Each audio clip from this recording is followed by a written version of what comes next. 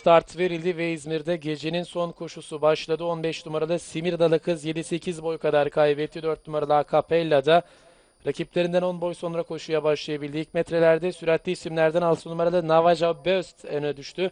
Liderliği aldı, farkı 1 boya kadar çıkardı. 5 numarada Boğaz Fırtınası ikinciliğe girerken 2,5-3 boy kadar geride 11 numarada Komşu Tunaz. Hemen dışında 8 numarada Adorable 1 boy geride.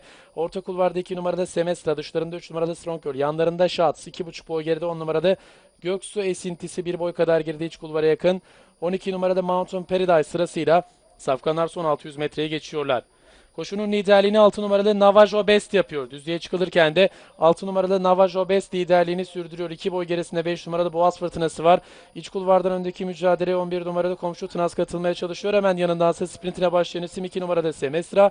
En dış kulvardan 8 numaralı Adorable'ın çabaları var. Safkanlar son 200'e doğru ilerlerken içeriden gelen 2 numarada Semestra, 6 numarada Navajo Best'i yakaladı liderliği. 2 numarada Semestra ile geçirdi. Farkı 2,5 boya kadar çıkardı. Ortadan 6 numarada Navajo Best'in, içeriden 15 numarada Simirnalı Kız'ın Tulipa ile birlikte gayretleri var. 2 numaralı Semestra kazandı son koşuyu. 15 numaralı Simirnalı Kız, 6 numaralı Navajo Best ve 16 numaralı Tulipa üçlüsü ikincilik için fotoyu birlikte geçtiler. 2 numaralı Semestra gecenin son koşusunu Mahmut Sav'la kazandı. 7 numarada Zerdali koşmadı.